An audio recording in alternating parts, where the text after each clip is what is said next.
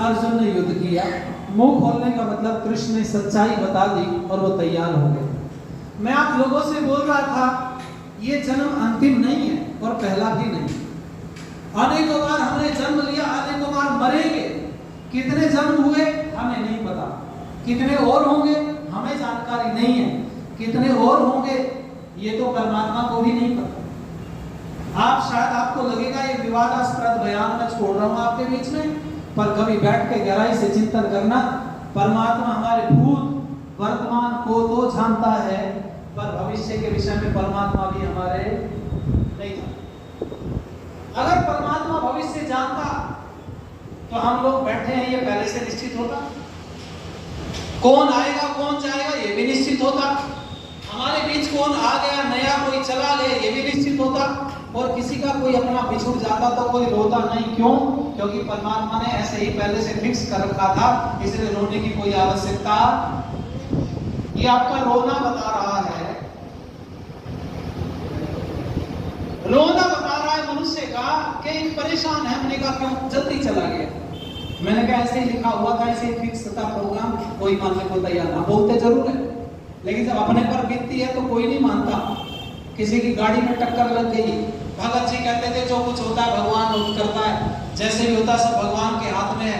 जब टक्कर मारनी तो भगत जी थाने में पहुंच के रिपोर्ट लिखा के मेरी गाड़ी ठोकती। किसी ने कहा भगत जी आप तो रोज उपदेश देते हो, भगवान जो कुछ करता किससे कराता क्या करवाता सब तो उसके हाथ में, फिर क्यों रिपोर्ट कराते हो? अरे भगवान की मर्जी से ठोकी उसने गाड़ी थी, ये नहीं माना। क्यों? बात ठीक है ही नहीं। परमात्मा हमारे भविष्य को नहीं जानता। हाँ ये तो जानता मैं ज्यादा से ज्यादा क्या कर सकता हूँ। परमात्मा को मेरी बुद्धि का पता है, मैं कितने भजन मुझे याद है, इनमें से मैं कौन सा गाऊंगा ये परमात्मा को याद नहीं, उसको नहीं पता। कोई सा भी गा सकता हूँ। हाँ जो चल रहा है मन में, जो सोच रहा हूं वो परमात्मा को जानकारी है। इसलिए सब कुछ छूटेगा, गोती नाती परिवार। एक सच्चाई बताऊं आपको, आप कई बार फाटक पर या कहीं खड़े होते हैं जाम में, आपकी गाड़ी के पास कुछ लोग आते दौड़ के खट खट करते हैं, हाथ आगे करते हैं, यूं हाथ हो जाता है और आप कुछ हाथ में दे भी देते हैं और कई बार डांट भी देते हैं। चलो निकलो यहाँ से, अच्छा इकट्ठे होकर के मांग रहे हो। एक बात बताऊं मैं आपको, आप शायद भ्रम में जी रहे हैं। एक सच्चाई सुनते चले जाओ, ये भिखारी जन्म जन्मांतर का भिखारी नहीं है। आपको लगता होगा जन्मों का भिखारी है ना, पिछले जन्म में बहुत धनवान व्यक्ति रहा, बड़ा धन था इसके पास, पर इसने धन का सदुपयोग नहीं किया। मनुष्य का जन्म तो मिल गया पर धन छिन गया। क्यों? क्योंकि धन का सदुपयोग नहीं किया। इसलिए पहले इसके पास भी महल हो करते, आज ये सड़क पर सोने को बच गया। कई लोग कुरूप हैं, शरीर सुंदर नहीं है, तो उनको चिढ़ाओ मत। आपको लग रहा है ये ऐसे ही होगा क्या? कई जन्मों से कुरूप ना, आप गलती कर रहे हो। पिछले जन्म में भी बहुत सुंदर था, पर शरीर की सुंदरता का दुरुपयोग कर बैठा, इसलिए परमात्मा ने शरीर तो दे दिया पर सुंदरता छीन ली। मैंने एक दिन एक स्टेशन पर बरेली, अच्छा जी कई वर्ष की बात, मैंने स्टेशन पर एक नौजवान को पड़े हुए देखा, हालांकि दूसरे विचारधारा में पैदा हुआ था उस वाली में, आप समझ रहे हैं, ये वाला हिस्सा साफ ये वाला तो उस कम्युनिटी में था। उसका जो पिताजी था वो आया, उसने उसको कुछ खिलाया, वो खाया, फिर पड़ गया। थोड़ी देर में मैंने देखा उसने कपड़ों में गंदगी कर ली। देखने से लग रहा था कोई 25 साल के आसपास होगा, बहुत भारी शरीर हो रहा था। मैंने उसके पिताजी से बात की 2-4 मिनट। मैंने कहा ये कौन है? बोला मेरा बेटा है। मैंने कहा ये ऐसा क्यों है? उसने कहा पैदा ही ऐसा हुआ, इसमें दिमाग है ही। खिलाएं खा लेता है, न रोता है न कभी बोलता है, गंदगी कर लेता है वस्त्रों में, बढ़ता जा रहा है, इसमें कोई भी दिमाग सेंस नाम की कोई चीज नहीं है। एक परिवर्तन अपने दिमाग में आज करके जाना। जो लोग कहते हैं ना कि पशुओं की केवल भोग योनि है, कर्म योनि नहीं है, और मनुष्य की कर्म और भोग दोनों है, तो वो एक परिवर्तन कर लेना। बहुत मनुष्य ऐसे भी हैं जो केवल भोग योनि ही है, उनमें कर्म की कोई गुंजाइश ही नहीं है, पैदा हुए बुद्धि है। बिना बुद्धि के कोई भी काम करोगे वो आपके जीवन में उस तरह से जुड़ने वाला नहीं है। आप कहोगे पुण्य कमा लिया जाए, जबरदस्ती हाथ से आपके कुछ हो गया, और वो आपके हिस्से में आने वाला नहीं। जो आपकी बुद्धि जहां पर नहीं लगी है, जो आपने बिना सोचे समझे कार्य किया, कैसे जुड़ जाएगा? वो पड़ा हुआ है, उसमें दिमाग है नहीं, खा रहा पीरा पड़ा है, इसको ऐसे आप कैसे कर्मयोगी कह सकते हो? कर्म कर ही नहीं सकता कोई, बुद्धि नहीं है। अच्छा मैं सोच रहा, मैंने कहा हे भगवान, क्या इसको बुद्धि पिछले जन्म में भी नहीं थी? अगर पिछले जन्म में भी बुद्धि ना होती तो अगला वाला जीवन तो फिर और दूसरे तरीके का होना चाहिए था। लगातार एक साथ चीजें दो बार होना संभव तो नहीं होती, थोड़ा मुश्किल है। पर ऐसा अगर बुद्धि पिछली बार भी नहीं थी तो अब के भी नहीं, ऐसा तो नहीं होना चाहिए। पर मुझे लगा ये पिछले जन्म में बड़ा बुद्धिमान व्यक्ति रहा होगा, पर जब कोई इससे अकल लेने आया तो इसने गलत रास्ता बताया, बुद्धि का दुरुपयोग किया, इसने भगवान ने बुद्धि छीन ली। और जानना चाहते हो? एक गीत सुनो, अच्छा लगेगा आप लोगों को। जाने कितने जन्म लिए हैं, लेकर जन्म हर बार मरे हैं, मौत हमारा पीछा करे है, मौत हमारा पीछा करे है, मौत हमारा पीछा करे है। जाने कितने जन्म लिए हैं, लेकर जन्म हर बार मरे हैं, मौत हमारा पीछा करे है, मौत हमारा। झोपड़ी मिली तो कभी रंग में बारादरी, झोपड़ी मिली तो कभी रंग में बारादरी, किसी की सजाई मांग कोई पीछे विधवा करी, हो किसी की सजाई मांग कोई पीछे विधवा करी। एक माँ को रोते छोड़ा दूसरी की गोद भरी, एक माँ को रोते छोड़ा दूसरी की गोद भरी। अनगिन माताओं के दूध पिए हैं, अनगिन माताओं के दूध पिए हैं, किसी की नजर ना लग जा हर माँ डरे है, मौत हमारा पीछा करे है, मौत हमारा पीछा करे है, मौत हमारा पीछा। कितनों को मारा हमने, कितने हमें मार गए, वो कितनों को मारा हमने, कितने हमें मार गए। जीता किसी को तो हम कभी खुद ही हार गए, जीता किसी को तो हम कभी खुद ही हार गए।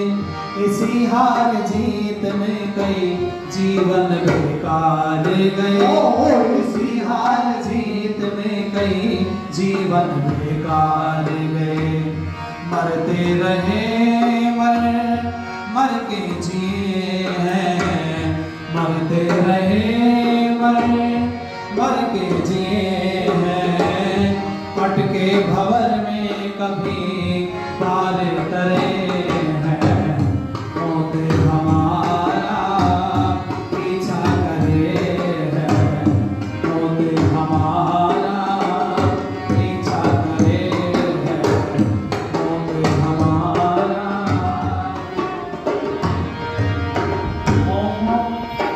मौत और जिंदगी की उलझनों में अटके हम, मौत और जिंदगी की उलझनों में अटके हम। कई बार सीधे और कभी उल्टे लटके हम, कई बार सीधे और कभी उल्टे लटके हम।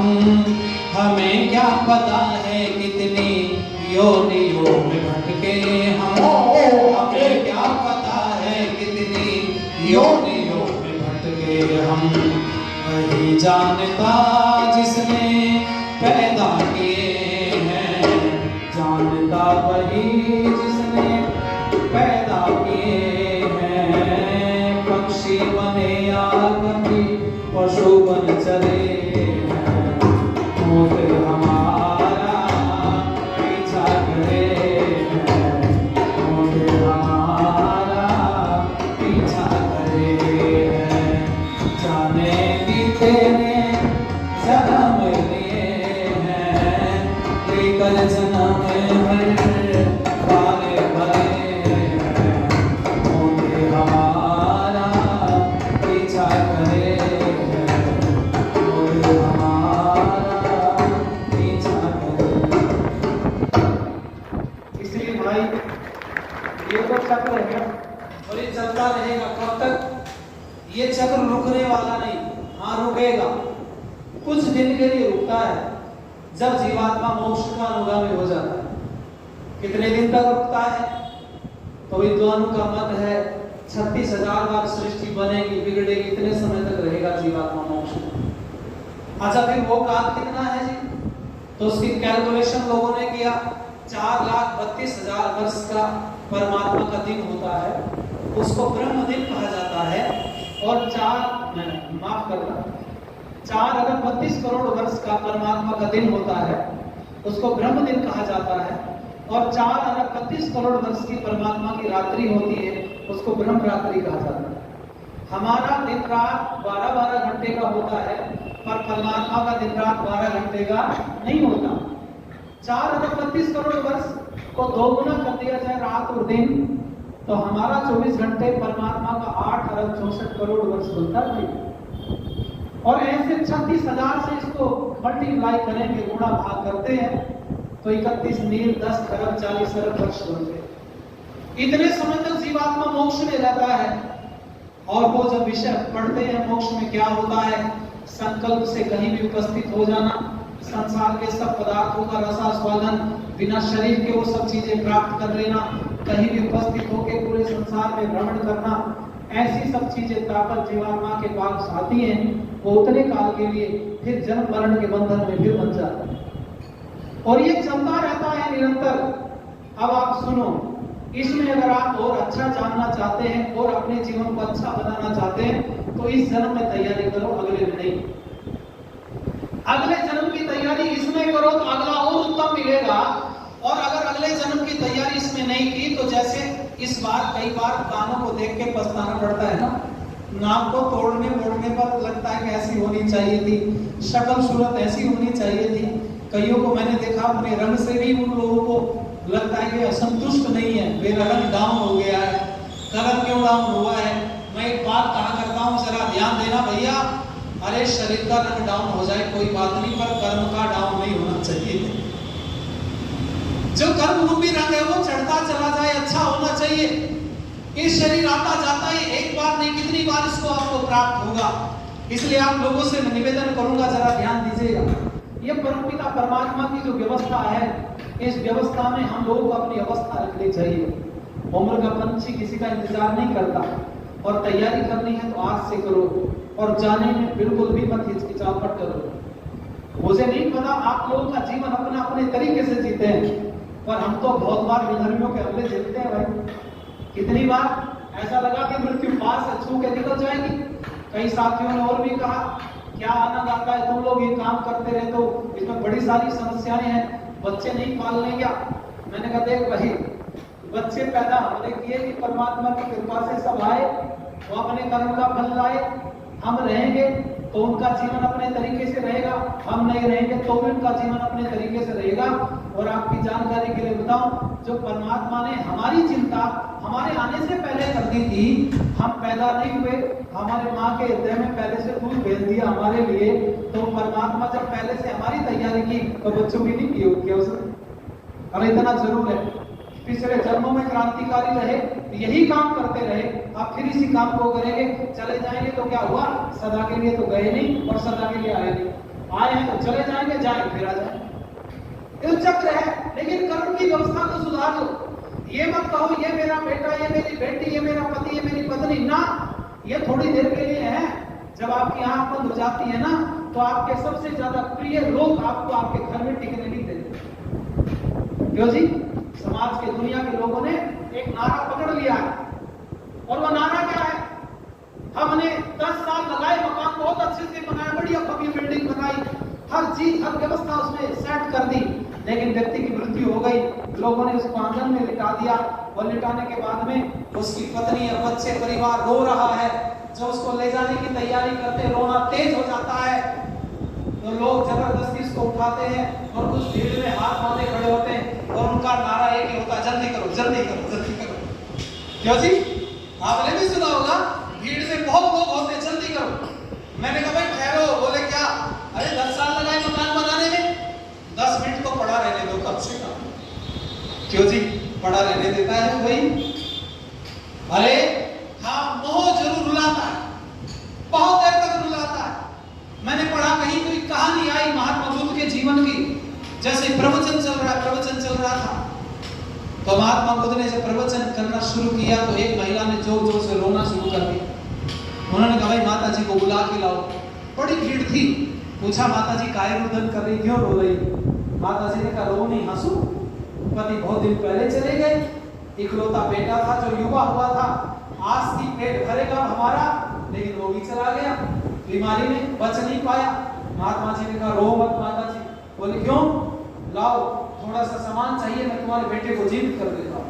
माता जी शांत करो, सरसों के दाने ला के दो, अभी लाई, उठ के तोड़ी, रोना बंद कर दिया, आंख पूछ ली एकदम।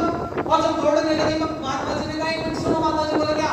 ऐसे घर से लाना सरसों के दाने जिसके घर में किसी की मृत्यु नहीं हुई हो, सुनना ध्यान से।